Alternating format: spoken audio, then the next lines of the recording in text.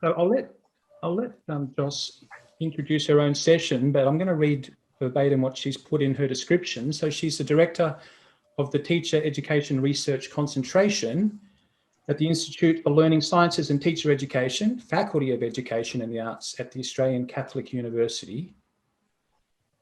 And she can talk about her research interests, but I've always enjoyed hearing from Joce at the AARE conferences, and most recently she was a guest presenter for our chat reading group back in November last year.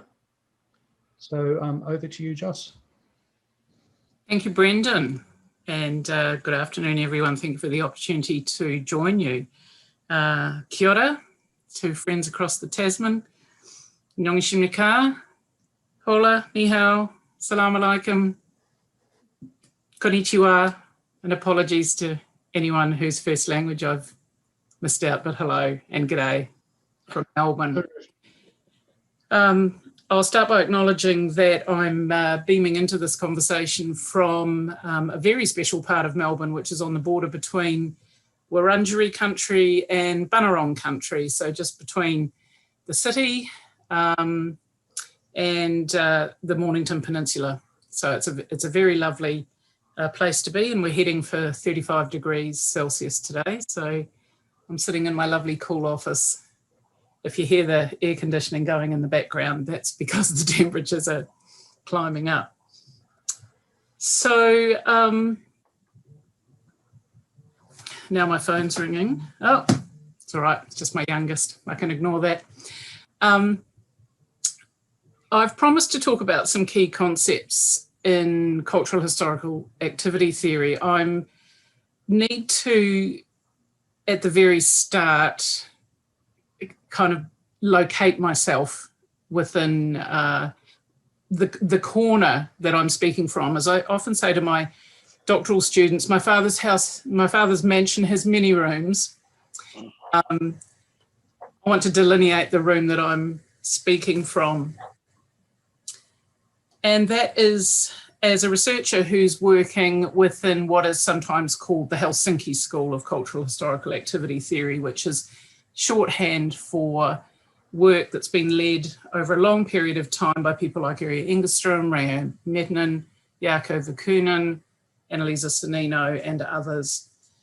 All right, I'll go to sharing my screen, and please, some of the slides are fairly dense.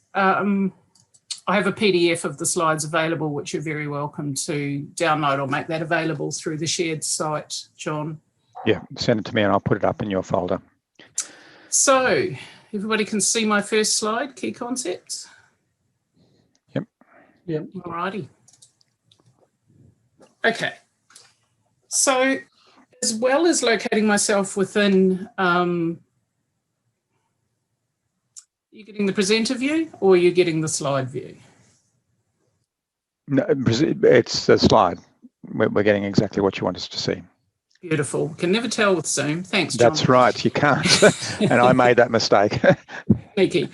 Okay, so as well as locating myself within a particular branch of activity theory or specifically cultural historical activity theory, I also want to get you anchored in the epistemic space that I'm working in from the point of view of teaching and teacher education.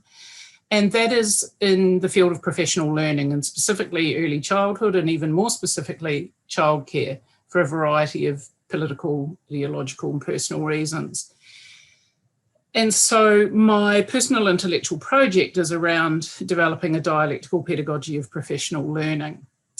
And so I just wanted to make clear right at the start some of the underpinning assumptions of everything that's going to follow in the 30 or so slides I've got. Can I say I'm very happy for people to ask questions in the chat, to sing out and interrupt. Otherwise, it's going to be very dull because I've heard it all before. So really, it would be lovely to interact as we go along, or you're very welcome to save your questions until the end, whatever works for you. So my work begins in concrete problems of practice, mobilises contradictions and so forth. You can read it for yourself. I am going to unpack some of these concepts in the session, But what I've found from working on a number of summer schools and winter schools in the past is that very often what people, or what particularly doctoral students want to know is, how do I operationalize the theory in the field? What does it actually look like in methodological terms? And so I'm not sure, I may have not made this clear in the in my précis for my session, because perhaps I wasn't clear about it myself at the time, but I want to talk about chat's relationship to research methodology, and then in the last part of the presentation I'll talk about developmental work research. I'm not going to teach you or coach you in how to do change laboratory. I'm just going to talk about some of its kind of core principles and how it works. And as I noted to John before the start of the session, if anyone wants to follow up via Zoom or via email, John will provide my contact details. Very happy to be part of an ongoing conversation with any or all of you. Yes, so you've probably looked at a number of slides like this this week. I quite like Bonnie Nardi's take on cultural historical activity theory.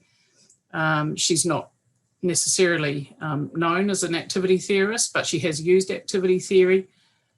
I wanted to highlight this quote because I think what she's touching on here, drawing on Leontiev, and this is something that Darcy, I think, touched on in our conversation earlier in the week, is that objects are not neutral, that there are emotions, that they are penetrated by needs and by desires that draw forward our human activity. Within chat, and particularly within the Helsinki School of Chat, we focus on work. And in the book that I'm writing at the moment, I'm writing, for example, about the distinction between work and labour. They're not the same thing. But again, in red, I really wanted to highlight this idea that when we're talking about activity theory, we're talking about human life. We're talking about the whole of human life. We're talking about the continual flow of human experience, agency, action, interaction, perspectives that make up the world as we experience it as humans. I have not spent a lot of time in my work drawing on Leontiev's hierarchy of objects, actions, and so forth. I am really interested, though, in the relationship between motives, conscious goals, and the actual conditions that people experience in their work, given that those conditions are often highly contradictory at a range of levels. And I'll unpack some of that. So out of these core commitments, we find ourselves in triangle world, as my doctoral students call it. Here we are in triangle world. You'll all be familiar with this idea of work, or what I call practice, as multiply mediated human activity. And so you'll hear me slipping back and forth between work and practice. I'm really talking about workplace practices. Again, with the smaller group on Monday, I touched on a few things that I think are often overlooked or misconceived when people start working with the triangle. My experience is that a lot of people treat it as a heuristic or as a kind of map, and you generate your data and then you make a list of all the tools and you make a list of all the rules and you make a list of all the divisions of labour and so on. And, you know, that's not a complete waste of time, but it really misconstrues the purpose of this analytic tool. These are all mediational means: tools, rules, divisions of labour, the community, the subject as well. And it's not very well represented in this diagram, but this is one of those mathematical puzzles where there's lots and lots of triangles. So tools mediate between subject and object, but the object also mediates between tools and subject. And so there's this very dynamic system.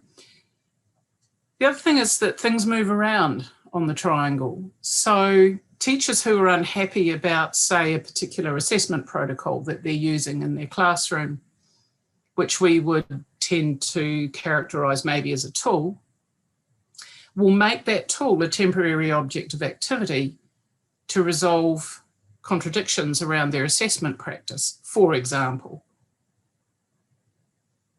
The other aspect of the triangle, and I'll come back to this later when I talk about operationalising expansive learning, is that it's constantly in motion, that this is a snapshot of a second, a moment in time.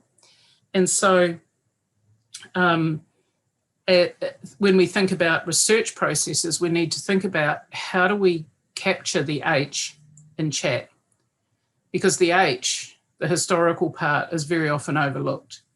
Or there's lip service paid to the idea that, well, of course, all of history is present and this is an historically accumulating system. But analytically, how do we get at that? And in my experience, again, this is very often overlooked. Other issue I want to touch on, and this was raised by the group I was working with on Monday, was how do we make sense of power?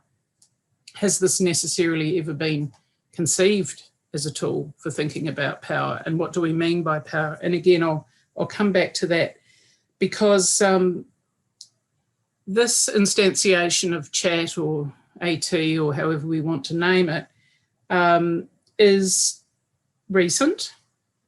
Engeström himself has written about the gaps in the theory and the directions it could go or needs to go, the aspects that are not well developed, the limits of the theory, and these are all things that we need to bear in mind.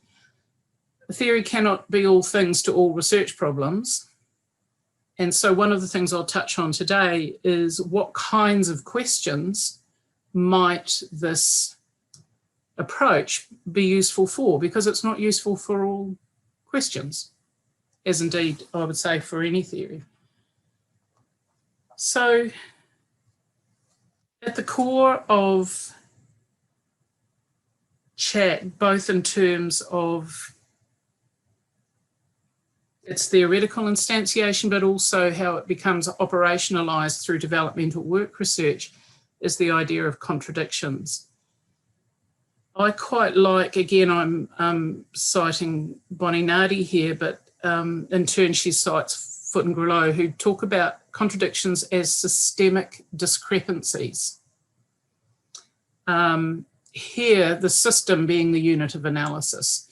That system may be an individual or it may be a nation state, but typically within chat, the system is a workplace.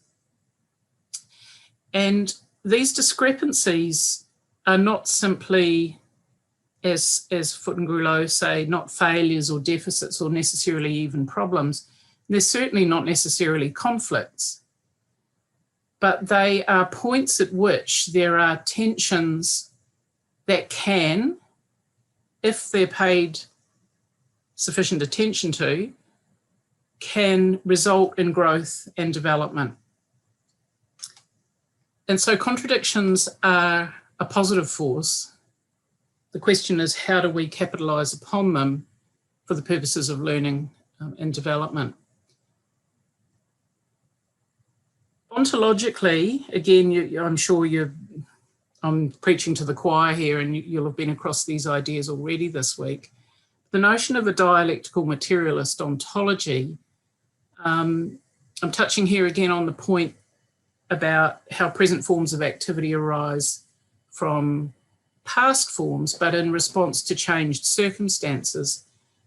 So that's the first point to kind of hold in mind when we're thinking about chat and thinking about DWR, because again, in a lot of the developmental work research that you read, you'll get very scant descriptions of the historical formation of the practices that are under consideration.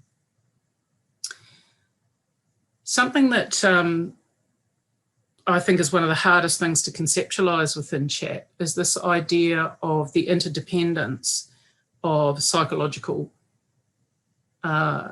phenomena with human practice. King Beach talks about the co-evolution of self and society.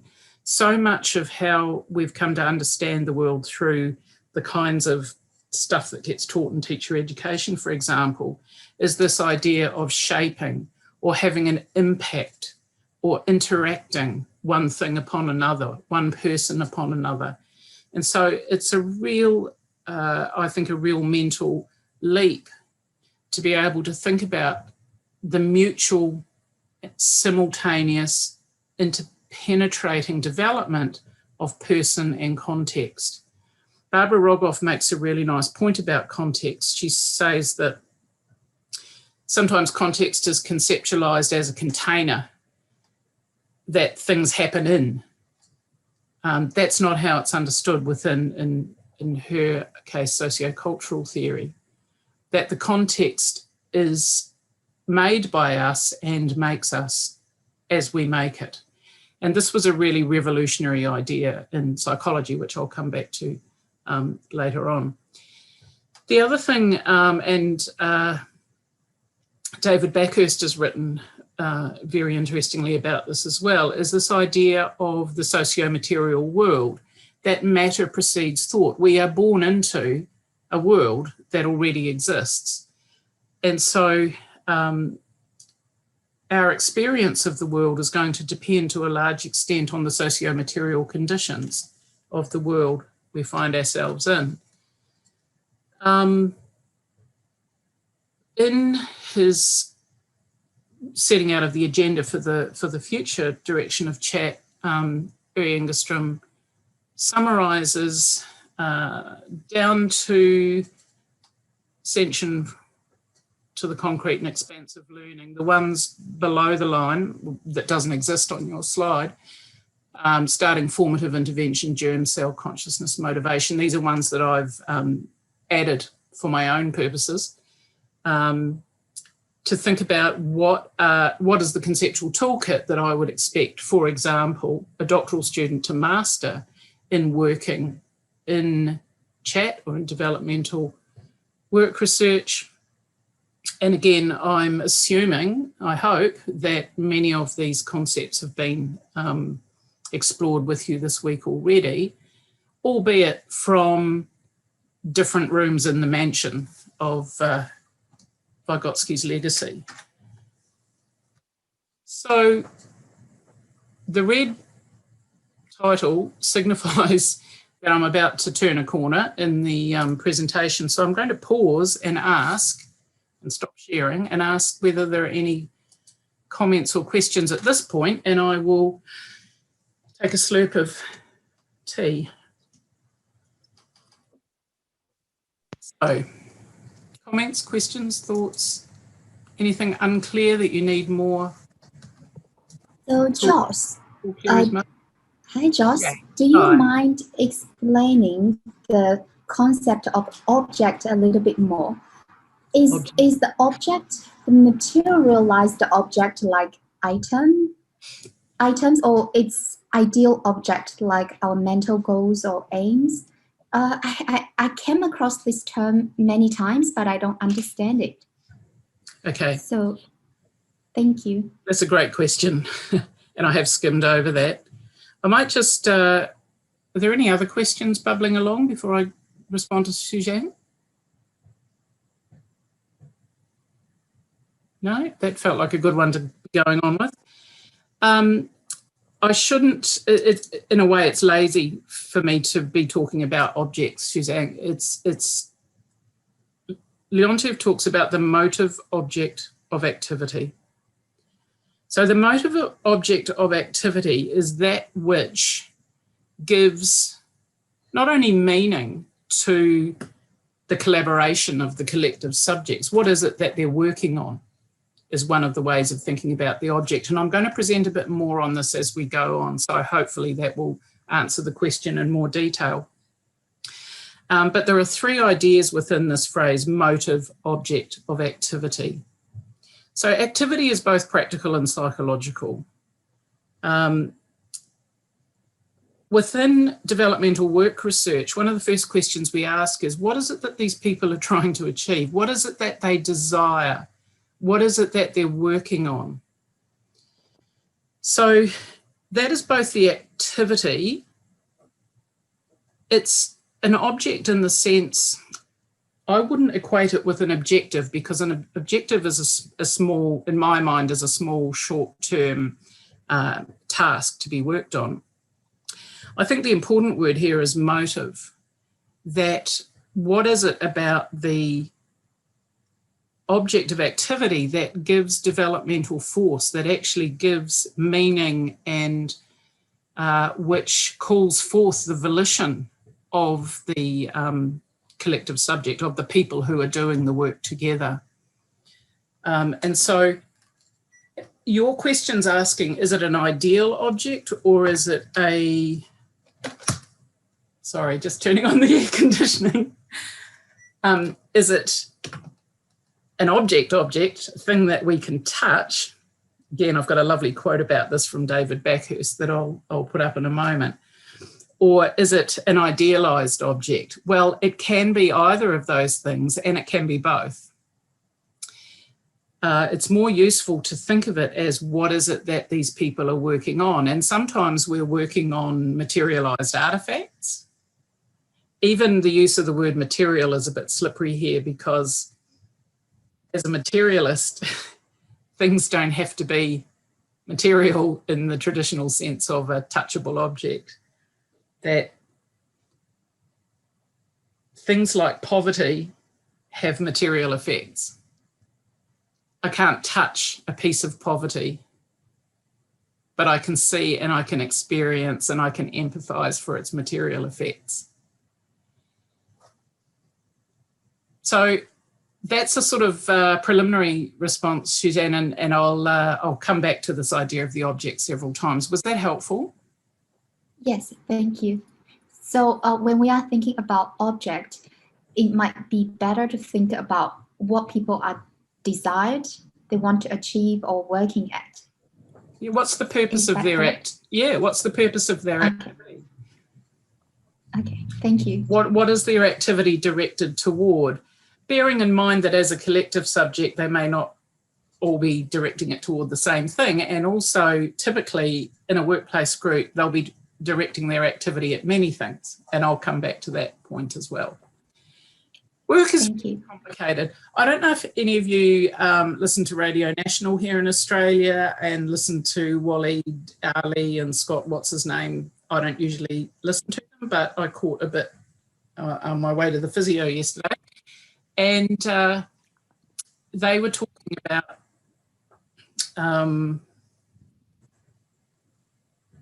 something that's just left my mind. It'll come back. Sorry. Okay, let's go on to, I'm making a segue now into research methodology.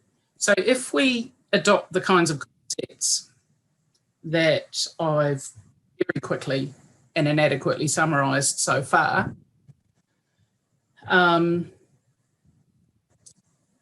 if we are to research from an historical materialist perspective, how do we make sense of the world as researchers? He's saying Engeström defines the object as the problem space. Exactly. Double stimulation. Yeah, I'll come back to that one. Okay, so from an historical materialist perspective, we're interested in the development of social formations over time. For Marx, these were institutions that were consequential on collective economic activity, like schooling. This quote from the Marxist archive is actually what I was getting at before in terms of... Joce, could I just interrupt and remind you to share your screen? Oh, sorry. I can see it. What's your problem? We can see it through you. Yeah, okay. All right, well, it's such a beautiful slide, I wouldn't want to... From you. Oh, stunningly beautiful. So Fromm is talking about, in some ontologies, the world is understood as ideas, or as even, indeed, as incorporeal essences. But this idea of matter in motion, I think this really appeals to me when I'm thinking about activity systems. They're matter in motion. The cornerstone of dialectical method, at least as it plays out in developmental work research, is around attending to making sense of, exploring, unpacking and resolving historically accumulating contradictions, bringing them to consciousness. Please, nobody ask me what I think consciousness is. That's a work in progress for me, but I can talk about it in practical terms, in terms of developmental work research. But one of the questions that's always intrigued me from working in an historical materialist perspective, can you be conscious of history if you weren't there? And, you know, in the context of coming up to Survival Day, also known as Invasion Day, also known as Australia Day, here on the 26th of January, next Tuesday, none of us can remember the first fleet arriving in Sydney Harbour. So does that mean that we can't bring a consciousness of that history into the present? And of course we can, because its material effects continue to play out for Indigenous Australians. And so symbolic systems like class and patriarchy, in the context of my work and the experience of women working with young children and women in the workplace, the historical origins of these symbolic systems go back to, well, I can't say Neanderthal times, but certainly back to Aristotle and before. So if this is our perspective, operating out of this materialist, consciousness raising, historically conscious frame, what does that actually look like in terms of method? My computer doesn't want to move. Okay. So activity theory or chat is sometimes, is more recently found its way into the family of socio-materialist theories, and Tara Fenwick and her colleagues in particular write very well about I find they write in an accessible way about socio-materialism. And one of the things they talk about in terms of this historical dimension is the interplay between stabilism and dynamism, how practices become fixed and durable, but also the way the world is full of disorder and disequilibration. And we see this in individual children. We see this at the level of nation states. Timely to think about it in terms of today's inauguration in the US. But this is presenting the world to us as infinitely complex, not only in its instantiation in the present, but its historical overlays. So how do we make sense of how these systems form these complex, multi-directional dynamic relationships? What kinds of methodological tools will help us get at that complexity? So far, I've talked about individual systems, but what happens when systems encounter each other? What happens when schools encounter the regulatory force of teacher registration bodies or departments of education or funding bodies or assessment and accreditation bodies? And just to add another layer of complexity, how do we make sense of it as it plays out across time and across varying timescales, short timescales, medium timescales, long, decades-long timescales? These are the kinds of methodological challenges that the field is trying to grapple with, at least within chat. So again, drawing on Bonnie Nardi, she talks about the need for timeframes that allow us to understand what people think they're working on, what are their motive objects of activity, and how those motive objects of activity have changed and are changing. Thinking about paying attention to broad patterns of activity rather than episodes. And again, this is a point I'll come back to in talking about developmental work research, which tends to be over quite a long period of time, sometimes years. having a variety of data collection approaches. Again, I'll talk about how that's done within developmental work research, and also always having this awareness of emic and etic perspectives. What activity systems look like from the inside and what activity systems look like from the outside. Outsiders see things that the insiders aren't necessarily seeing, but outsiders don't have access to the view from the inside either. So, I'm starting to narrow the funnel a bit here now.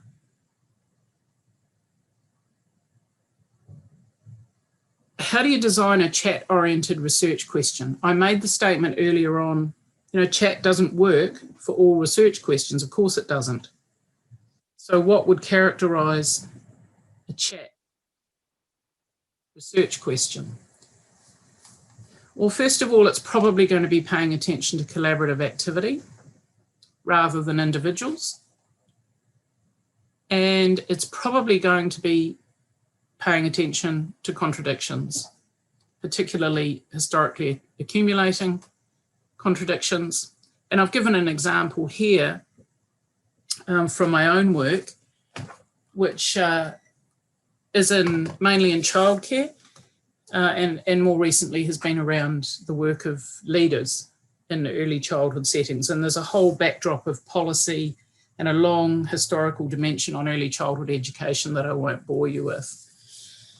But what I want to claim here from I guess almost with a doctoral supervisor's hat on, none of my doctoral students are in this group, so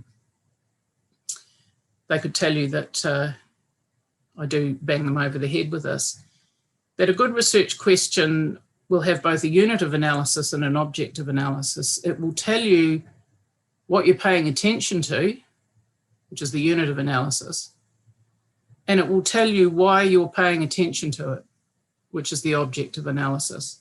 In this case, the unit of analysis is in-centre practices. So I'm going to go into early childhood centres and pay attention to practice. I might observe people, I might video record them, I might interview them. There's a whole bunch of things I can do to get at practice. I might ask them to keep diaries. I might ask them to log their time. What practices enable and constrain graduates who find themselves in the role of educational leader? So I'm not interested in workplace practices for the sake of it. I'm interested in workplace practices with the object of understanding how the role of educational leader plays out, particularly for graduates. So looking at this question, it would be tempting to think that graduates are the unit of analysis. Doesn't it seem obvious that I would want to interview graduates? Well, no. I might interview them. I might interview some who've recently become educational leaders, but they're not my unit of analysis. What I'm interested in is in-centre practices, because if I pay attention to in-centre practices, I can get at what enables and constrains the educational leader's role. And in my experience, this is something that a lot of researchers, not just doctoral students, get in a tangle about. The difference between the unit and the object of analysis. And with apologies to wonderful writers like Betty St-Pierre, yes, this is a quasi-scientific orientation to qualitative research, but I find it useful in my work. When you read a doctoral thesis, it's like a work of fiction. You get this beautiful sequence. The person went from their research question through their literature review and their theory chapter into their method, and the method suggested certain kinds of analytic possibilities. First obligation in qualitative work, and I mainly do qualitative work, I use some descriptive statistical work, is to describe, to analyse, to theorise. I've never done a research project that flowed like this. It's iterative, it's complex, it gets stuck, it jumps around. But let's just use this as a heuristic, because what I want to talk about is how chat concepts inform each stage of the research design process. I'm just going to stop sharing for a second, and I just want to take the temperature. Put your hand up if this is useful.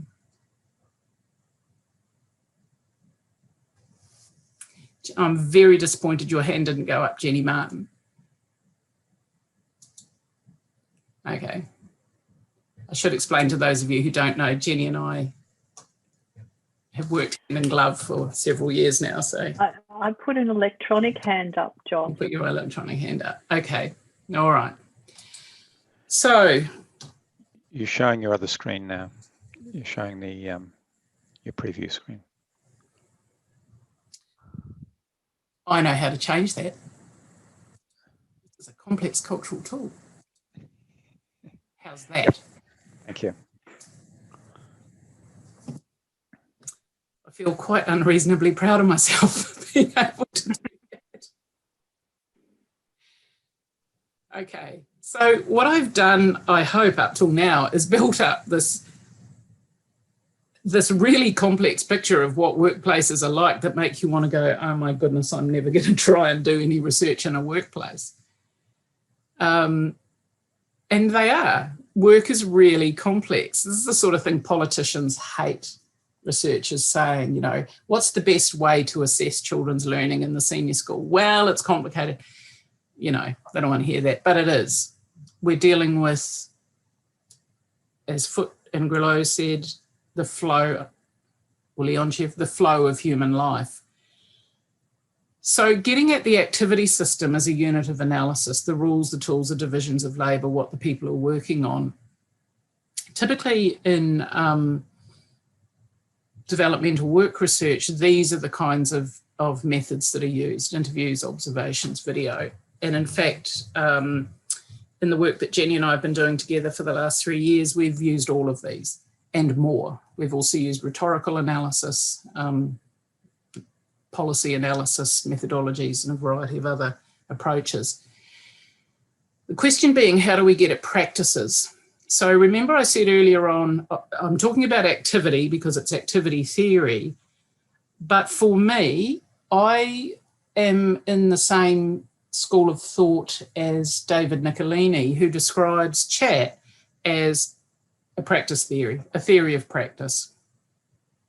And so how do we get at practices, or what Bill Green and Nick Hopwood have called culturally typical and enduring collaborative activity? So there's a definition of practice. And if you think about schools, you think about societies, you think about Zoom presentations, there are culturally typical and enduring, not sure it's collaborative, very collaborative, forms of activity, mediated by cultural tools such as the Zoom platform, computers, and so on. And how do we get at how people are making sense of the situation, the sense and the meaning, both of those who are insiders to the practice and those who are outside, which is very often the researchers. So one of the great crimes against research is when researchers generate a pile of data. This very often happens at the master's level in my experience. You get lots of lovely data and then say, how do I analyse it? And that's tricky because by then the horse is often bolted. Andy, I think you and I had a conversation about this recently, if I'm not mistaken. We did, and it also came up in the one-on-ones. Ah, okay. So as soon as you start thinking about, you know, what is my topic of research or what is my research question, you're already narrowing your analytic possibilities because you're already narrowing it to a particular focus or topic. Then once you start working with the literature, for example, the literature on leadership in early childhood education, you start to narrow the analytic possibilities again. Once you start to use a particular set of theoretical concepts like the list that I showed you before, you are narrowing the possibilities even further, as you should be. And you should be aware of all of these concepts before you go out and start generating data, before you start doing your ethics application before you start writing your interview protocols. That doesn't mean that you know it all before you go into the field. I was going to say something about philosophers there, but I won't.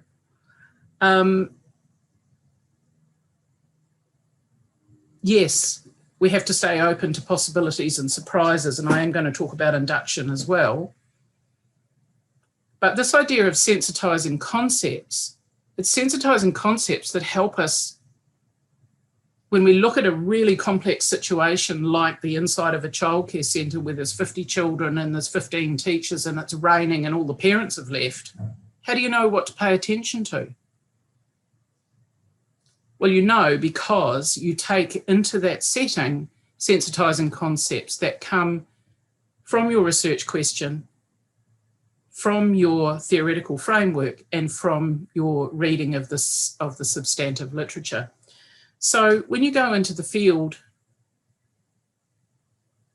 to think through a chat framework and bring your data back to your cold, lonely garret with your one candle to do your deductive analysis, you're already sensitised to how tools are instantiated in the data, where the contradictions might appear. What kinds of rules are these people operating out of? What kinds of explicit rules, but also what kinds of implicit rules are evident?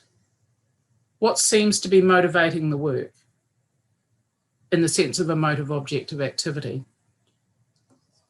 So these are concepts that allow us to think deductively about our data.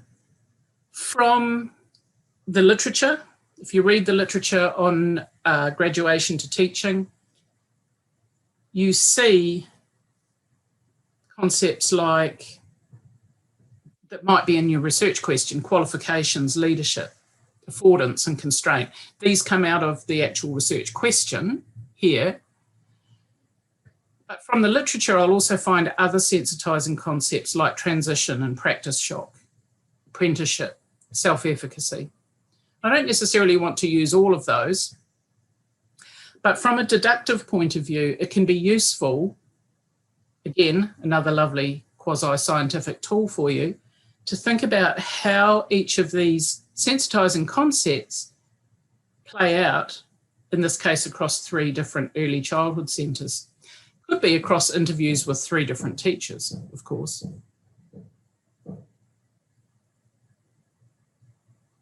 Okay, so far?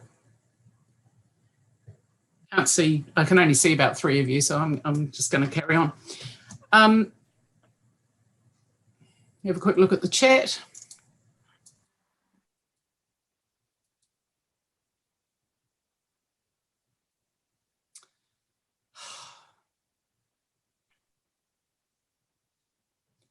Andy and David. Yeah, go on then. All right, I want to move on to induction. This is the great mystery of qualitative research. How do people analyse inductively? Does it just sort of come down like the Holy Spirit? Is that how it happens? Because often when people write about this, they'll say the themes emerged. Really? Like mushrooms coming up out of the earth. I mean, how do themes emerge? They don't emerge, they are generated inductively by researchers. So how is that done? And how do you write about how you did it? Well, it's useful to have some analytic concepts to start with, and I'm talking here about methodological concepts, not the analytic concepts that come from theory or literature. And I'm just using one example here, which is analytic concepts that we take from language. These are at the absolute broadest and most superficial level, because the point I really want to make here is about induction, not about discourse analysis. Carla Willig has some really nice basic questions as a starting point for thinking about the discourses that people access when they talk. in this case, when they talk about being leaders in early childhood, what are they talking about? What else are they talking about? What are they not talking about? Can generate a tremendous amount of insight just by asking those 3 questions of your interview transcripts. What are they talking about? Well, of course, they're going to talk about the things that you ask them about, but are there things that they talked about spontaneously? What else are they talking about? And what are they not talking about? Again, quasi-scientific, you'll see people writing about looking for patterns. You know, when you read the qualitative advice on qualitative data analysis, you see people talk about patterns. Well, what constitutes a pattern? Again, you need a unit that will allow you to make sense of the pattern, whether it's pronouns. When do they talk about I and when do they talk about we? Are there words or phrases that they come back to repeatedly? Are they accessing particular bodies of language in use that are characteristic, say, of their profession? And in particular, what are the spontaneous moves they make in their talk? And I'm thinking here in particular in interviews, but not necessarily interviews. At what points they tell you things that you didn't ask them to tell you about? And often that's where some of the richest data comes forth. This broad framework for narrative analysis comes from Connolly and Clendinen's work. Again, I see so many journal articles for review, journal articles when I was editing journals, where people say, you know, that they used a narrative analysis, but at no point do they actually say what the principles of narration were that they drew on. Are they paying attention to the plot, the coherence of the narrative, who's in the narrative, who speaks and who doesn't in the narrative, whose point of view is the story told from? Are we talking about vignettes or are we talking about long narratives across time? Or are we talking about critical incidents, wow moments or horror moments? Again, I'm not trying to advance this as any particular truth. This is a very superficial take that I'm giving you, but I do want you to take on board the underlying point, which is that if someone says, how did you do as a chat, whether you're a chat researcher or not, if someone says, well, tell me about how you did your data analysis, you should be minimally able to explain at this kind of level. And there are certainly many more experienced researchers who don't explain at this kind of level. So you start with whatever raw data you've generated in the field, and you'll note that I'm talking about generating data, not collecting data. Data don't exist until we make them so. We generate data as researchers. That data then becomes reduced in a way that we can work with. Not all data are created equal. And data reduction, to bring it to a manageable form, isn't necessarily or isn't at all the same as analysed data. Qualitative researchers often work thematically in terms of codes, categorisations and themes. Again, very crude representation here. But the point I want to make is that those themes must rest on analytic claims, claims based on evidence that you need to have a warrant for your claims based on how you've worked with the data. And what that brings you to is your focal theory, or what's sometimes called the thesis of the thesis. If your question is, what practices enable graduates to enact the role of educational leader, then your focal theory needs to say, based on my analysis of the data I have generated, this is my theory of enabling practices in early childhood workplaces. And sometimes this is woven through the findings and sometimes this is brought together in a separate discussion. And that's what makes the difference between a report and a thesis. So what? Why would you want to do any of this anyway? All sounds like a lot of work to me. I want to bring this back to why a materialist analysis. Why would you bring these? These are generic methods that I'm talking about, generic approaches that I'm talking about in terms of qualitative analysis. Why would you want to engage in a materialist analysis? Why not just present a thematic analysis? Well, it's because of this problem of change, or the problem of continuity and change. One of the things that I struggle with in teacher education, and I've been writing about, not yet publishing about, is we get caught up in teacher education in the theory-practice debate, as if theory is somehow, we teach theory at the university and then it gets applied like paint out in the practicum classroom. I'm not sure that teacher educators think about it in that way, but I know that a lot of teacher education students do, and I suspect a lot of policymakers and politicians do. And so what happens is teacher education becomes positioned as this place where you get this highly abstracted understanding of curriculum, pedagogy, assessment. But really, what graduates need is a reconcretized understanding of the activity of teaching. And it's not sufficient that they go out into the practicum school and kind of reconcretize it themselves somehow under the guidance of their supervising teacher. It almost, I'm going to make a bold statement here, it almost never works like that.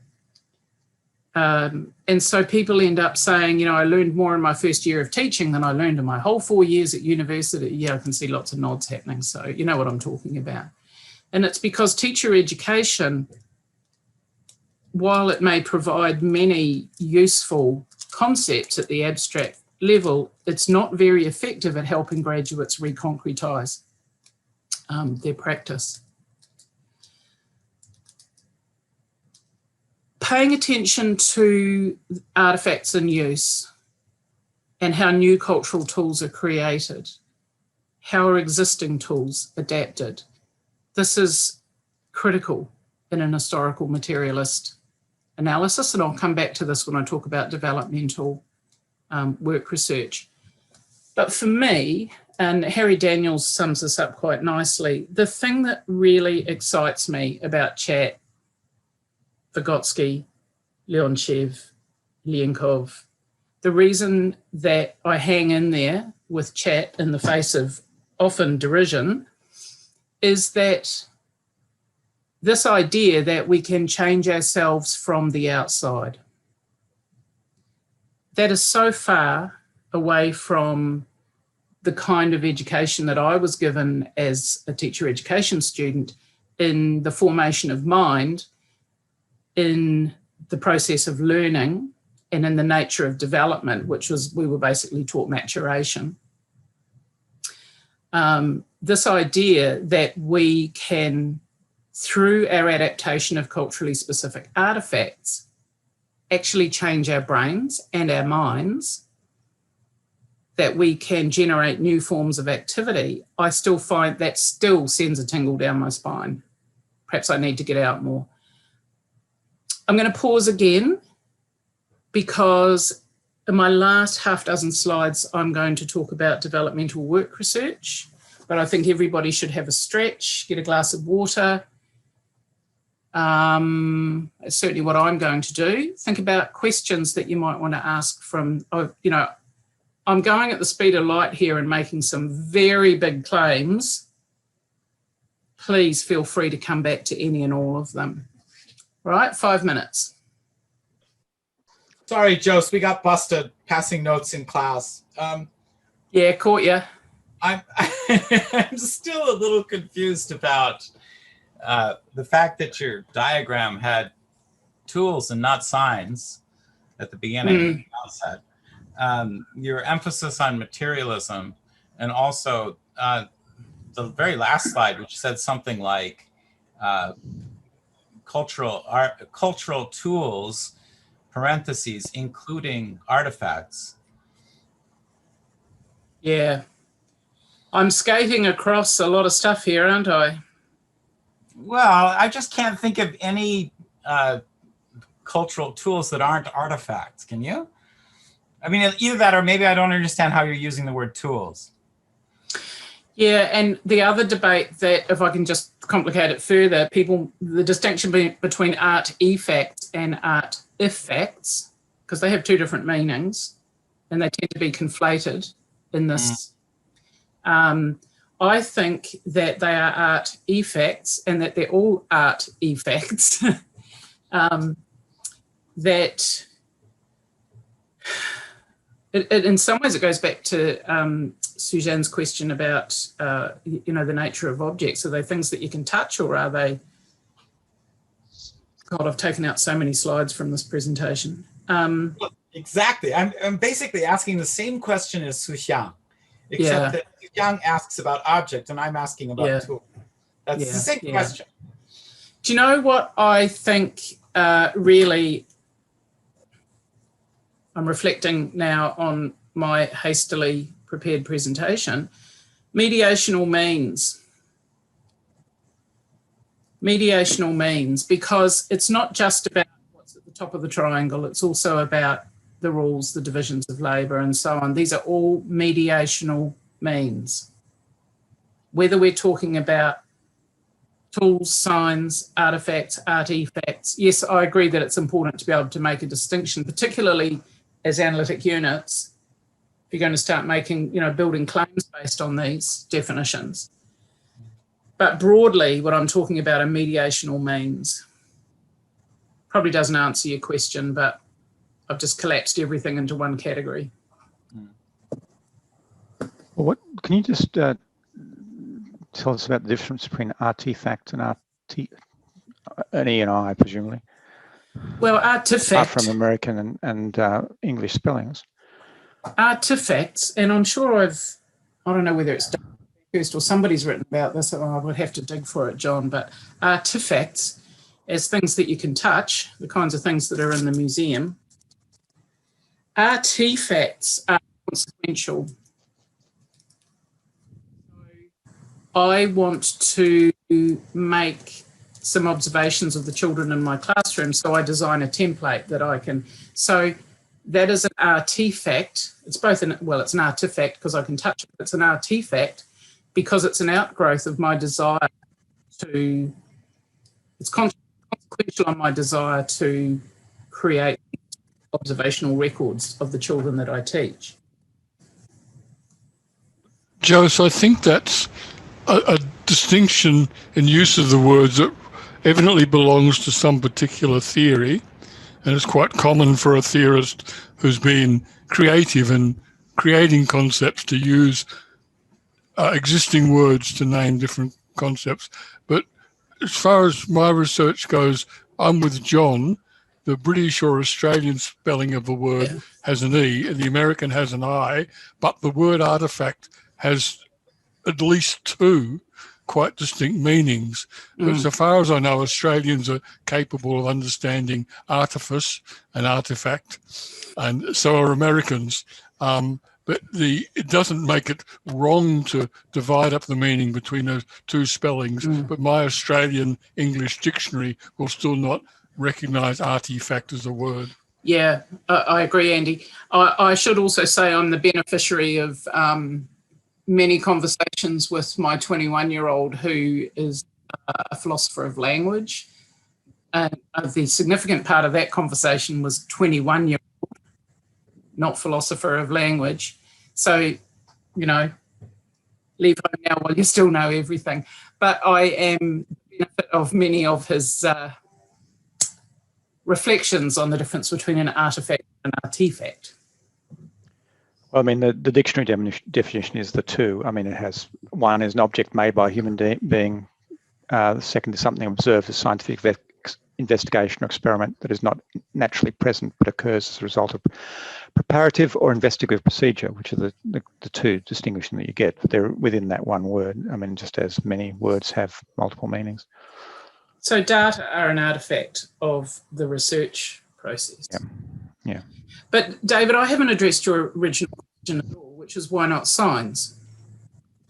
And the simplest answer I can give to that is that in the discursive history of chat in the Helsinki School, signs are not, in fact, it's instruments.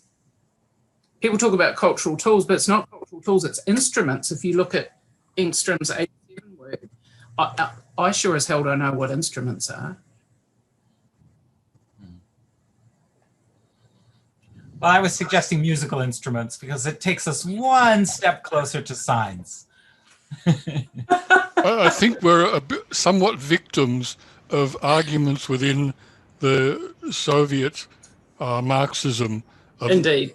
With battles between intellectual labour and manual labour, which had deep and still has very profound political implications, which as researchers in chat, we should try and rise above. But I've always presumed, like you, that signs were somewhere mixed up in the question of rules as opposed to tools. But then again, you know, it's your triangle, not mine. So can I just draw everybody's attention to the chat box where Nikolai has uploaded a wonderful quotation from the second chapter of the History of the Development of the Higher Mental Functions, near the end, where Vygotsky takes to task anyone who would conflate the tool and the sign. And the sign, yeah. And one of my favourite quotes too. Yeah, it's lovely. Alrighty, developmental work research. Ready to move on? We're still waiting for a few folks. John, no, let's get going. Keep going? You gave 5 minutes and they've had more than that. Okay. All right. So I wanted to, well, I promised that I would give a quick glimpse inside mental work research. I'm not going to teach you how to do it. It's not magic. It's not mystical. It is an operationalization of chat concepts in an interventionist form. So it's simultaneous, it's developmental work research because it is simultaneously research and development engaged in work and understandings of work. So it's a formative learning intervention. The typical sequence is not always the case, but interviews with either workers as a group, or they may be interviewed individually for the sequence of change laboratories. Sometimes interviews will be conducted or focus groups will be conducted with significant stakeholder groups. So for example, if I'm working with a group of early childhood teachers in a large early childhood centre, I might also talk to some of the parents or hold a focus group with the parents to get a perspective on whatever the motive object is that's under consideration. There'll be a sequence of change laboratories across a really extended period of time, sometimes as long as a couple of years. And then there'll be interviews post hoc. Not always. Sometimes there are post-change laboratory interviews at the end of the sequence. And there are lots of variants on this. This is the broad bones of it. People get change laboratory and developmental work research muddled up. Sometimes at change laboratory are the workshops themselves at the core of developmental work research, but developmental work research is a broader process of data generation and analysis and so on. The change laboratory, and again, I don't think I've ever really seen this written about. The change laboratory is, of course, itself a system of activity with its own rules and tools and divisions of labour. But what the change laboratory does is it creates a holding space for a group of workers to come together and explore the contradictions that are confounding the achievement of their desired motive objects of activity. Evidence of the achievement or the configuration of activity has been characterized through this notion of expansion or expansive learning. What does expansive learning look like? Well, it's both an expansion of the understanding of the motive object, but it's also about the transformation of workplace practices. And this is not, it's very tempting to think of this in highly instrumental ways, and it can be, absolutely can be used in highly instrumental ways. The paper that we discussed in the discussion group that John referred to earlier was about trying to problematize the use of change laboratory around questions like whose voices are getting heard and who decides what the change laboratory will work on and so on. And I think those questions are really seriously up for grabs within this Helsinki tradition, because more and more developmental work research, as I understand it, is being used for all kinds of corporate interventions, which just seem to sediment some of the worst, most egregious workplace practices that corporates have invented. Enough of that. Okay, so Suzanne, this goes back to your question as well. What is the object? These are the kinds of questions that I, developmental work researchers and others take into the process. What is it that these people are trying to achieve? And what systemic tensions interfering with the achievement that are undermining or confounding the achievement of their desired object? What attempts have been made to deal with these contradictions in the past? And what are the historical origins of the contradiction?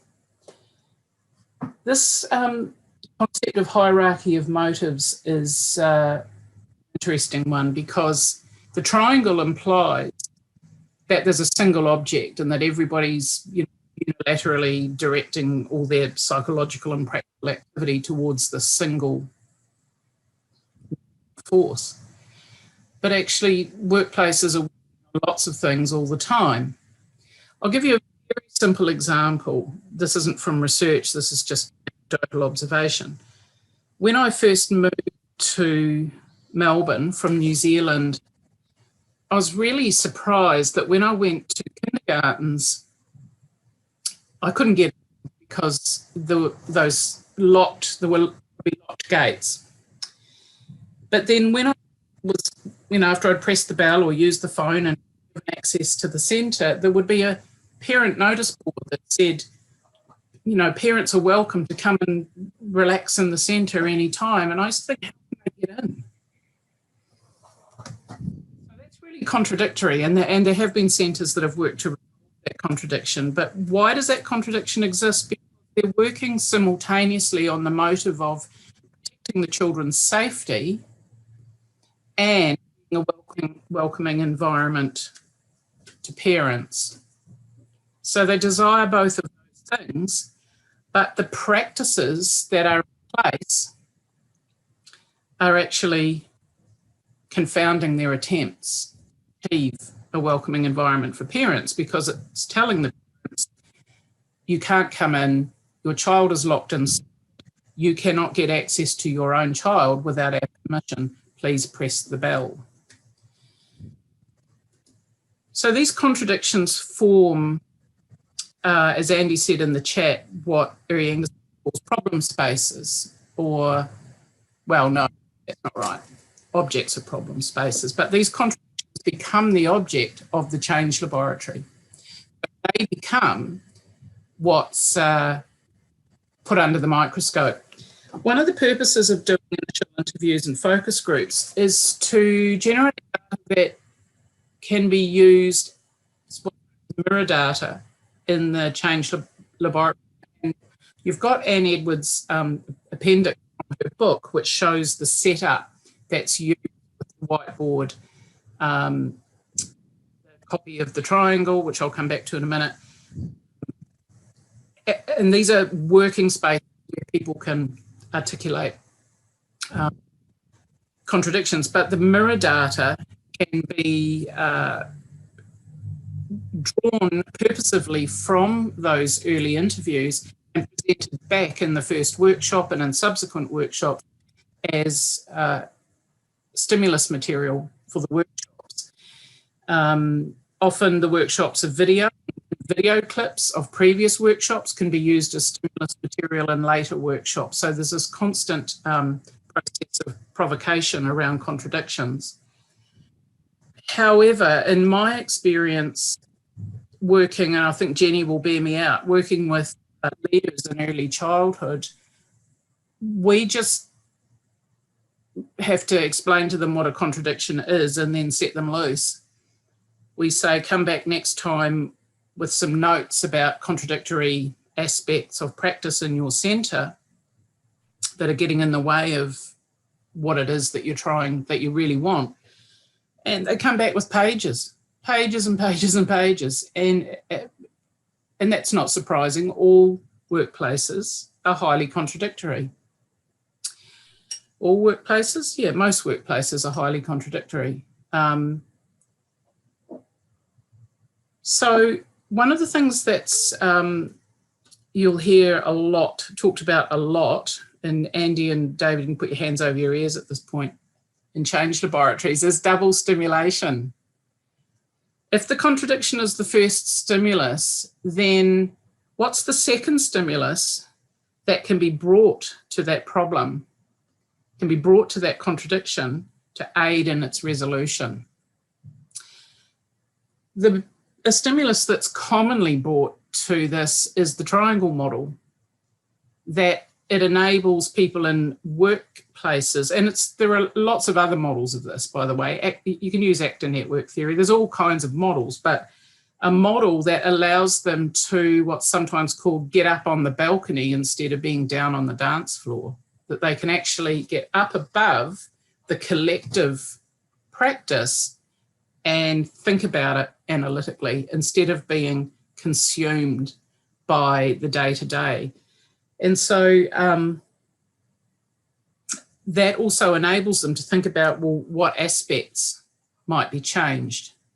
And so aspects of the triangle, say the division of labour, particular, I'm going to say, instruments, cultural tools, signs, may become temporary objects to be worked on, adapted, changed. As researchers, we pay attention to how the meanings of these mediational means change over time. Although we've talked about cultural tools, the most common contradictions in workplaces are along the bottom of the triangle between the rules and the divisions of labour, for the simple reason that what people say they do is, or believe they're doing, or believe they should do, or are committed to doing, is very often not how things are actually organised. And that brings up tensions within workplaces. Not conflicts, but it brings up systemic tensions.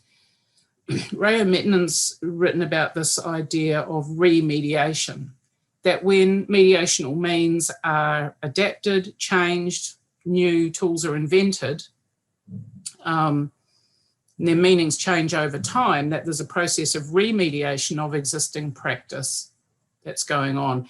And Annalisa, I'm not going to go into transformative agency in any depth because I know Annalisa will talk about this with you, but an important question for developmental work researchers is, how is the agency of practitioners enhanced? What evidence is there that their agency is there's one thing I cannot bear people to say, it's how to change laboratories empower people. I don't empower people at all. This is about creating a holding space where practitioners actually unlock a lot of the, it sounds a bit mystical, I'm sorry, but they're given the opportunities to explore, expand, enact, and to imagine how they might practice in more agentic ways. So the theory isn't the triangle. The theory is the theory of expansive transformation or expansive learning.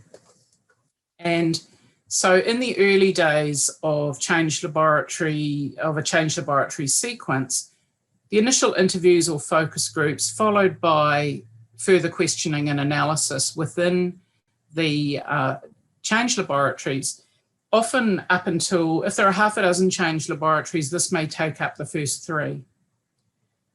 Really deep analysis and questioning of what is it that you're working on, what's confounding what you're working on, and the identification of a double bind. So the double bind that I mentioned before, for example, how do we keep the children safe and make it easy for parents to step into the centre at any time of the day?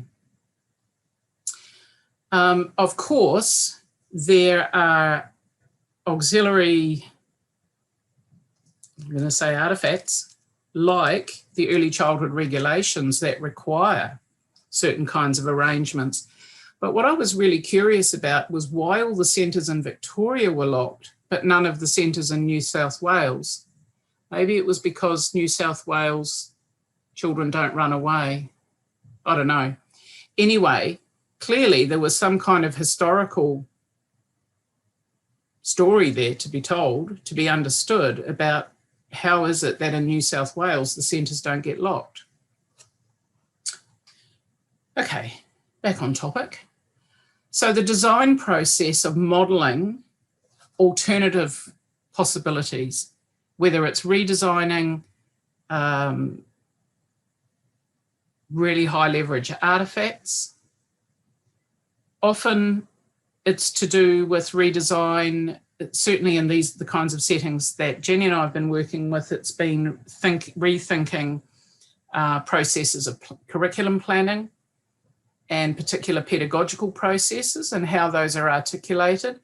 It's also been about a repositioning of the authority of regulatory bodies who, because we work with centres that have been judged as not meeting the national standards, they're often feeling quite vulnerable and in thrall to the accrediting authorities.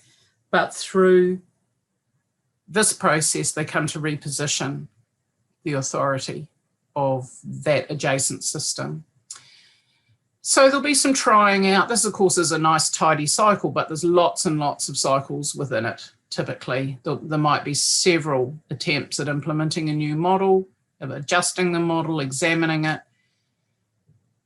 There's bound to be some resistance because, you know, what did Obama say about changing the direction of the Titanic? No, 2 degrees? Or no, I'm getting that mixed up with Illy. He's my favourite rapper. Anyway, 2 degrees, even 2 degrees in changing practice will engender resistance. And then into a process of stabilisation. That's a nice word, stabilisation, consolidation, but in reality, the resolution of contradictions typically will just throw up more contradictions because they're always present and they're always the basis for development. How do we make sense of this over time though? So say we're doing 6 change laboratories over 8 months. What we're able to do is, and this is something I learned from Anne Edwards in their work with interprofessional groups or interprofessional work around children at risk of social exclusion, was being able to use the analytic possibilities of the chat concepts inhering in the triangle to understand over time, how does the object change from time 1 to time 2 to time 3 to time 4? How are rules rethought? One of the kind of mantras of this work is that there is no expansion without rule breaking. Sooner or later, a rule's going to have to be broken. And I'm not talking here about, you know, breaking the law. I'm talking about challenging historically sedimented ways of practicing and saying, you know what, we can do it differently. We don't have to do it like that.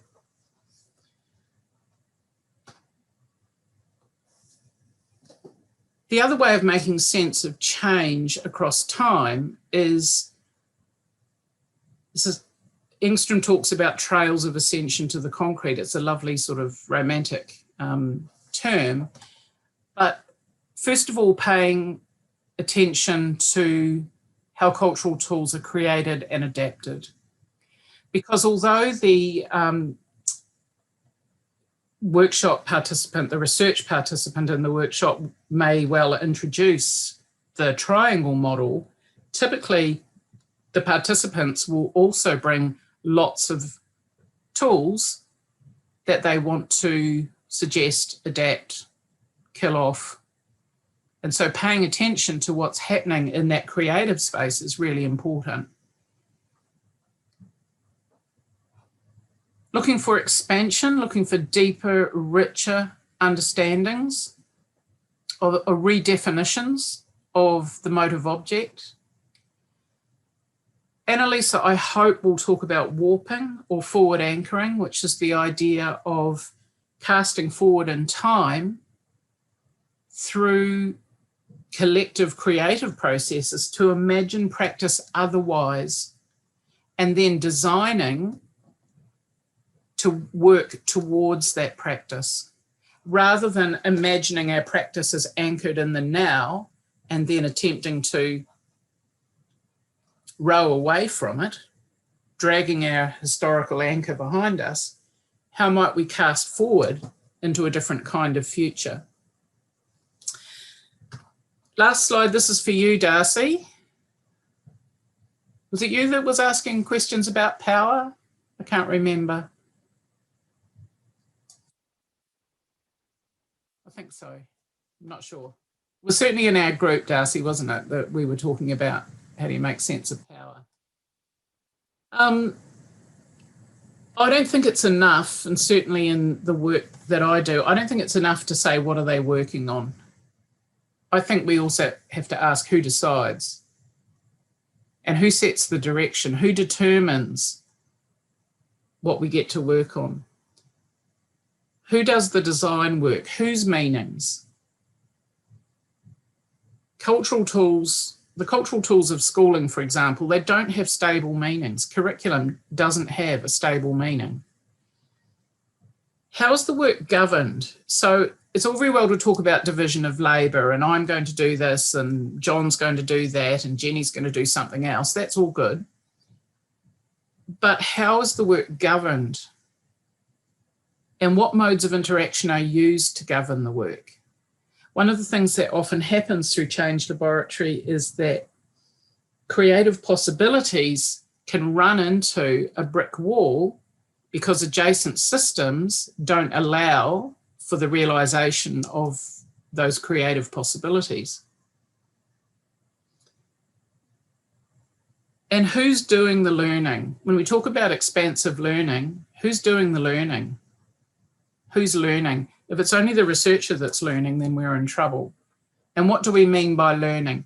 Learning, at least in the work that I've been doing most recently, I've been drawing on Karen Norsatina's concept of competent professional participation and changes in competent professional participation. So when I'm talking about learning, remember I'm talking about workplace practice and changes in workplace practice and the learning that underpins those changes. That's my last slide. I'm going to have a quick look at the, totally agree on volitional action, David. Transformative agency and volitional action. That's a question for Annalisa, Camilla. I'd like to know the answer to that. I suspect the answer is yes, but transformative agency is probably a bit more. What did Nushin say? Oh, sound quality not good. Sorry, I don't know if I can do anything about that. It's okay now, Joce. There was a period for okay. about 10 minutes when you were breaking up, but it's fine now. Yeah. Okay.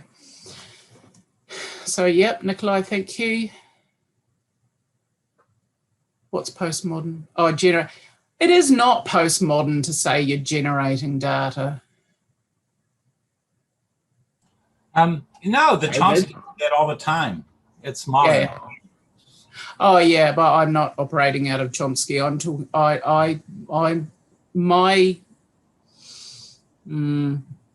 Getting tired now, David. So I'm not quite sure how to describe it. The influence for me is out of socialist feminist work. I've never read Chomsky, so I couldn't possibly comment about that. Power of dialect.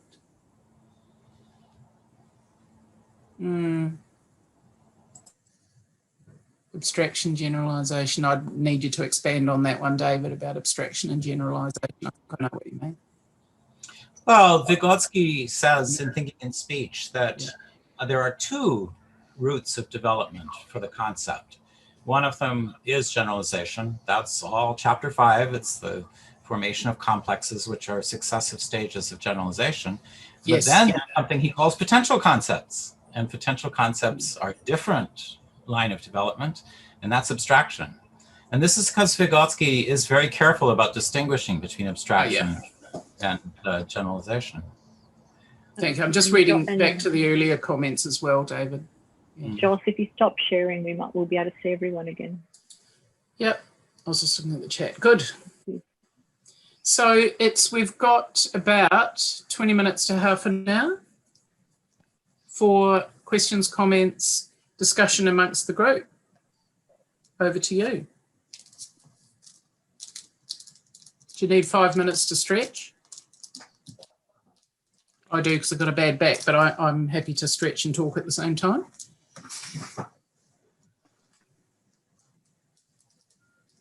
It's a very good overview of the Engeström school approach to questions, Joce. You almost won me over. Look, sometimes, I pick issues in relation to the thing, but insofar as it's a theory generally aimed at solving problems in organisations, it's clearly a very sophisticated one.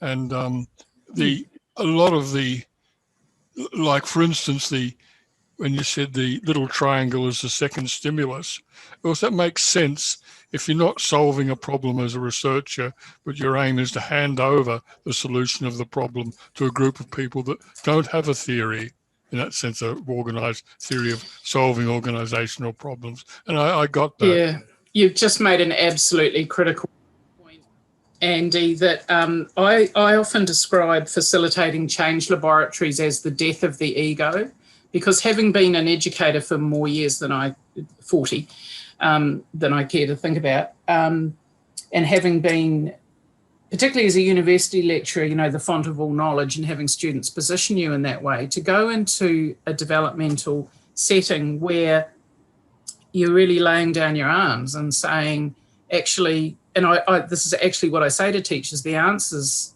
are in the room already. You and I have discussed this before, but the answers are in the room already.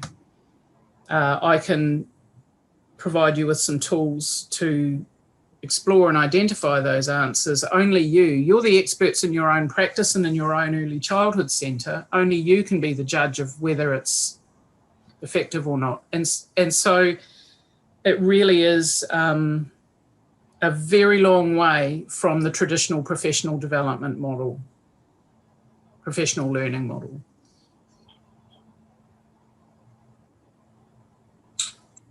Hi, Joce. Could I ask a question? Please, Melissa. It occurred to me when you were talking about power, and also when you're talking about the way that the change labs work, that, in a traditional workplace environment, the manager has the power. Maybe the teachers or educators don't have the power.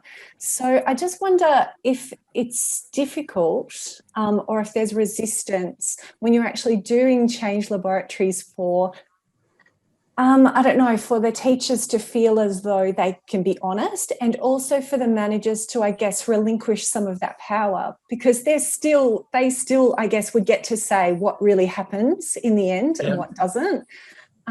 So just wondering how difficult you found that when you're working in those workplaces. Oh, look, you've absolutely put your finger on it, Melissa. I worked in different contexts. So sometimes the groups that I'm working with are horizontal groups, so leaders drawn from a range of centres who are all working at the same level. But I've also worked with groups where you've got the deputy principal, the lead teachers, the classroom teachers, and the newly qualified teacher all in the same room. And actually, Linda Henderson and I, Linda's at Monash, we've got a paper in review at the moment that looks at exactly that problem. And what we've shown based on our field notes rather than on interviews is the way that, and this is, Anne Edwards has got an expression for it, she calls it resourceful practice. Yeah, the way that people with less power can mobilise the power of others to challenge the hierarchies in the room. And so, and this was done through the bodies of the teachers in the room. So the way that they made eye contact with me as the facilitator, the way that the angle that they sat in relation to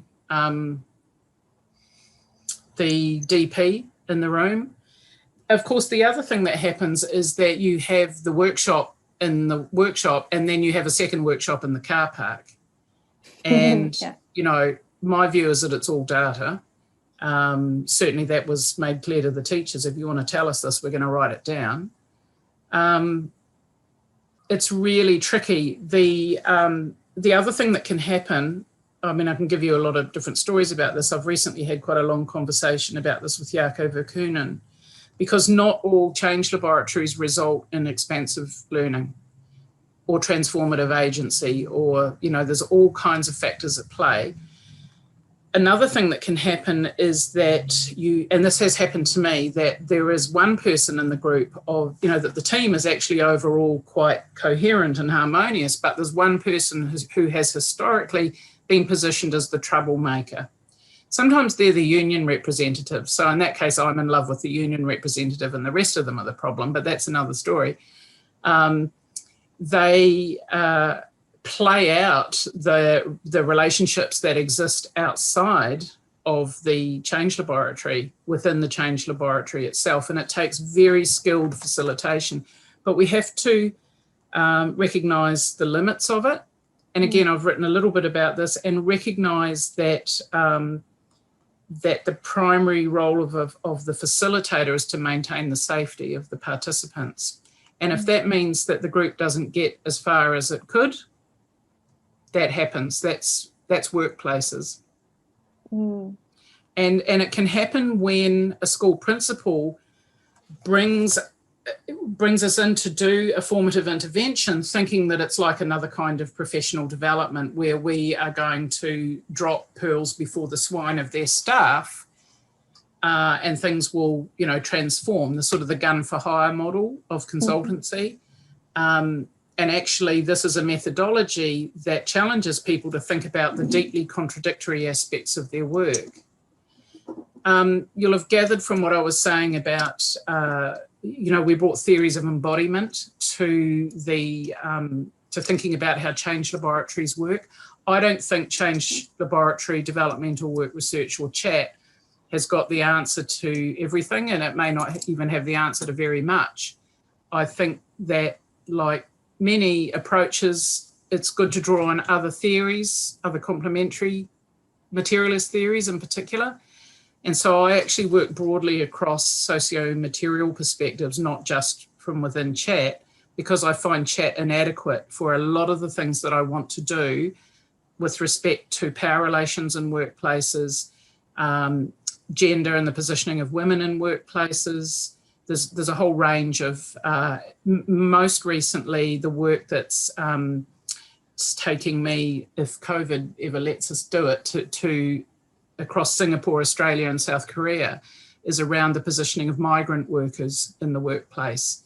And why is it that in a staff meeting, when I go to work with teachers, all the women of colour will be sitting in the back row and all the white women will be sitting in the front row? Well, we know the historical reasons for that, but whether that's helpful in terms of high quality early childhood practice when you've got a lot of multicultural families in the centre is highly problematic. So we're not just working with those immediate hierarchies of the DP and the beginning teacher and so on, we're working with deeply historical sedimented phenomena like racism that I don't think Change Laboratory or DWR or even chat in the triangular version are very good at getting at. So that was a very long-winded way of saying, good question, I agree with you. Okay. There's a kind of follow-up question in terms of the racism on the chat there, Joce.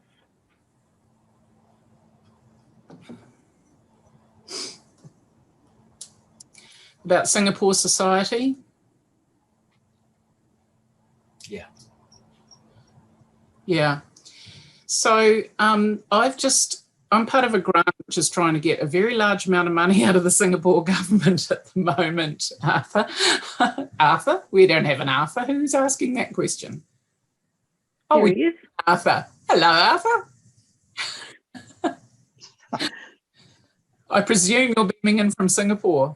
Yes, I am. Yeah. So at the moment, I'm waiting with bated breath to hear whether the Singapore government's going to give us a heap of money to deal with, to engage with exactly, not necessarily using DWR, but to engage with these issues vis-a-vis migrant mother tongue teachers in early childhood centres in Singapore, and all of these issues of not just of the past issues of colonialism and so on, and the sort of normative ideas around, you know, the true Singaporean, but also aspirational ideas around Singapore as a knowledge economy and Singapore as a, you know, sort of a global hub for knowledge and so on. So we've got both the past anchors and the forward anchors that are complicating what happens day to day in early childhood centres and their legal requirement for access to the mother tongue. And the fact that teachers are brought in for 2 years on short-term visas with no guarantee of ongoing employment and then sent home again. So you'd be more familiar with this than I am, but you're absolutely putting your finger on it there, Arthur. And thanks. Yeah, thanks, I Joce. don't find chat can answer these questions for me. Yeah, I think, you know, the work of Chen and others on de-imperialisation and so on is also very important to me. Yeah, you got it, Joce. Thank you. Thanks. Change laboratory, no idea, Valerie. I'd have to ask Uri about that. I don't know what it's called. Have you ever, I'm just wondering then as a follow-up, have you ever encountered from your participants a kind of surprised reaction to the term? We're part of a laboratory? Ooh, no, they get really excited. Interesting. Never had negative responses to it. Forward anchors and runaway objects. They're not the same thing. Runaway objects are objects that are beyond, I think Uriah talks about them as being sort of beyond the reach of our fingertips. So here's a list of runaway objects for now. Climate change, Trumpism,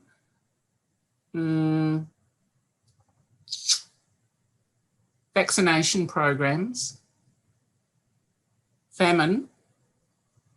You know, these are world level problems, motive objects of activity for many large organisations, but they're not within the control of our practices.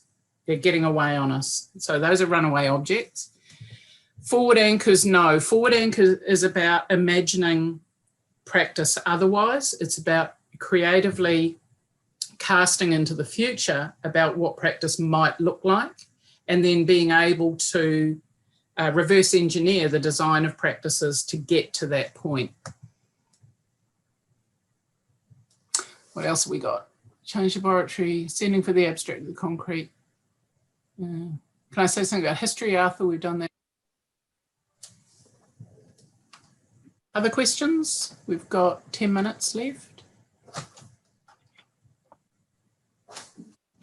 Hi, Nikolai, you're here.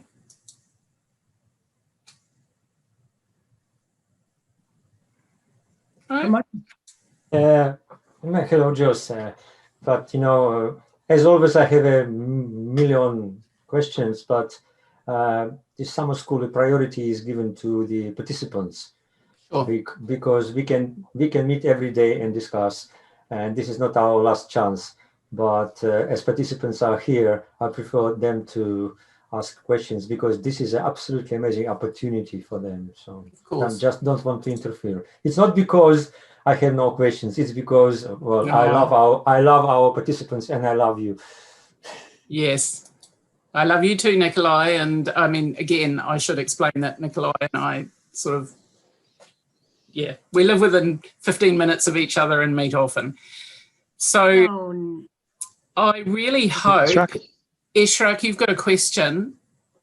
Just before I go to your question, I just want to say, Nikolai said, reminded me of this, to understand that, chat, developmental work research, change laboratory, it is what it is. It's designed, even though I wasn't able to win Andy over, it's designed for particular purposes, particular kinds of problems, and draws on, to a greater or lesser degree, on important concepts that have come to us through the work of Vygotsky and colleagues. And by colleagues, I also mean subsequent theorists and researchers. The question of, and Nikolai and I talk about this a lot, the question of what is the true meaning of double stimulation, for example? That's a fantastic question. Absolutely. That is not my expertise.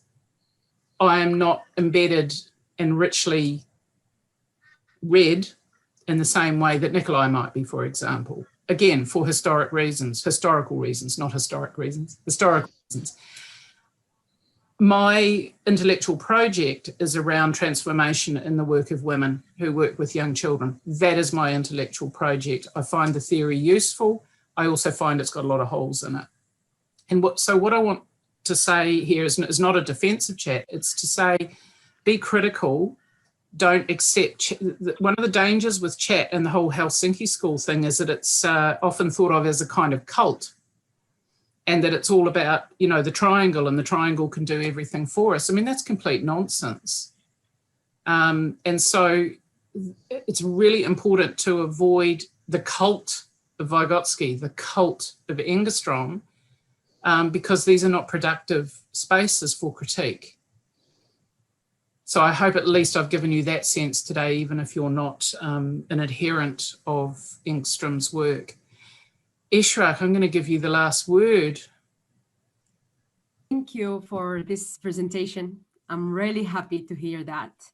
And I found that there is a lot of connection between what you have done and my current project, but different context. I'm doing a tertiary education for ESP teacher, female Saudi one.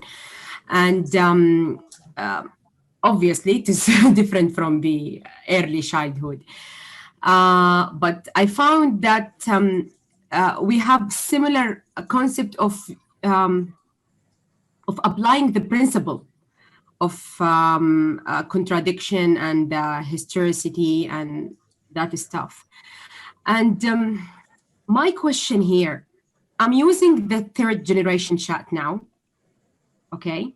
Mm-hmm. And as you just told me now, like I found it's not really fully make me grasp everything that's happening in my context. Yeah. And do we have really to compare two activities, like in the past one and the new one, or by the one that you are showing us that triangle, not triangle, the circle, that one gonna show us the transformation more clearly than the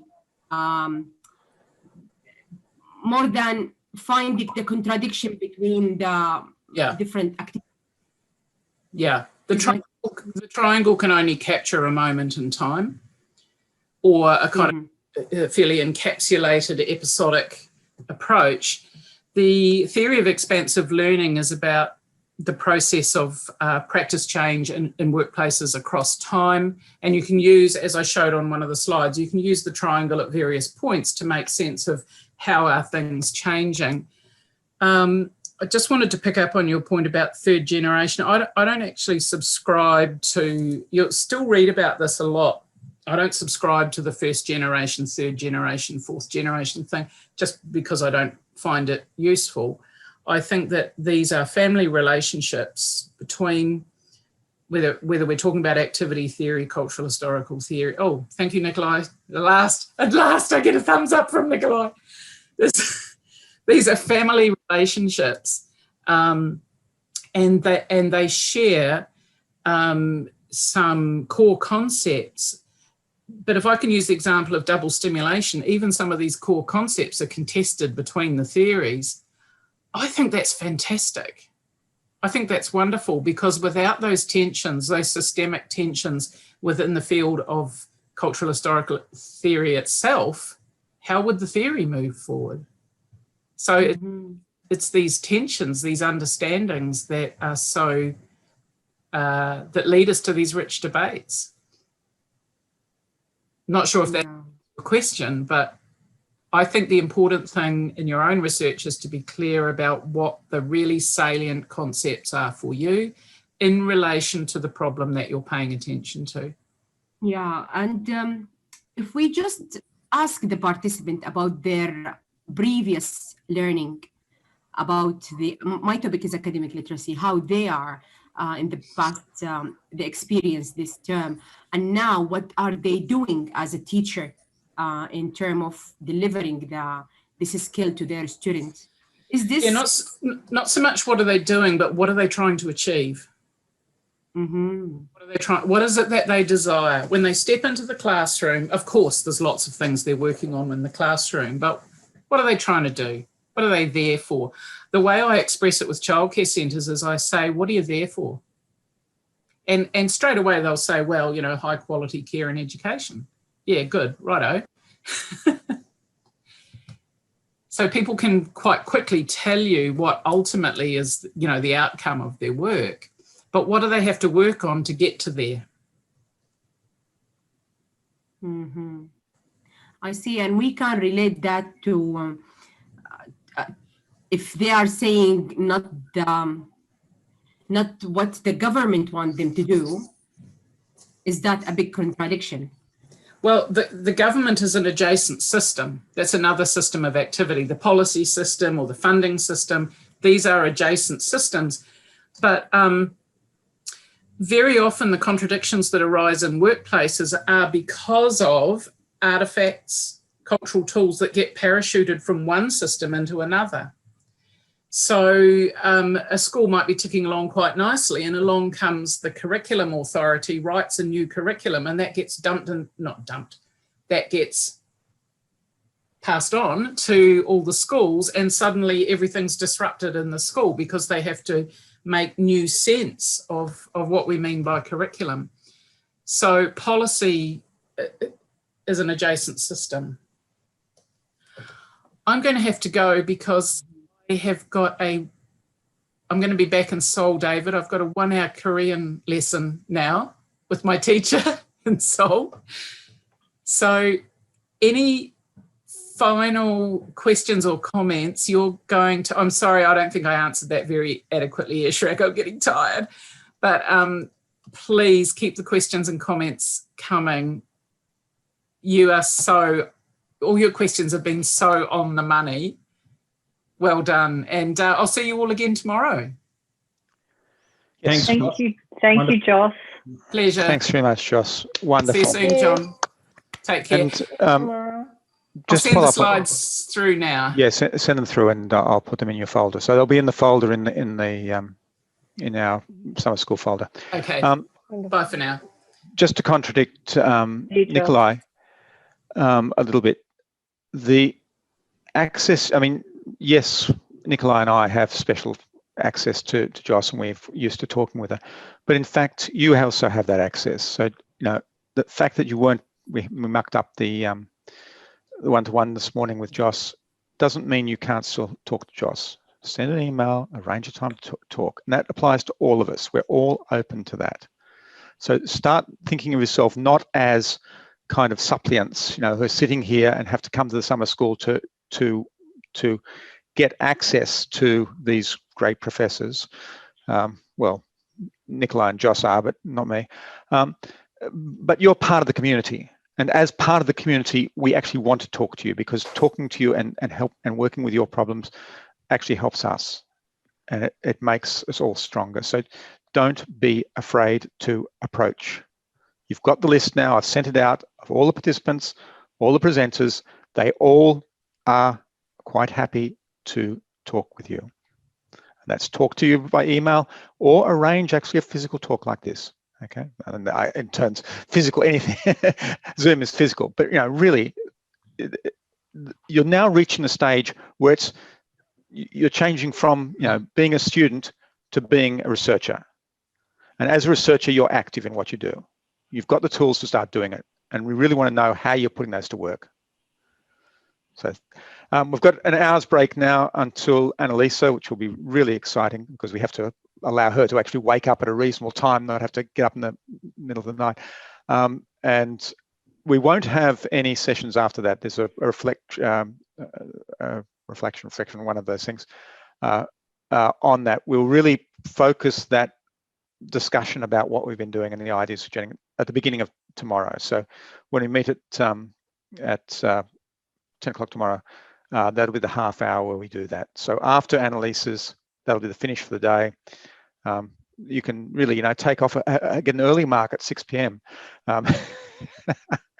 So thanks very much, and I'll see you in an hour. Thanks, John.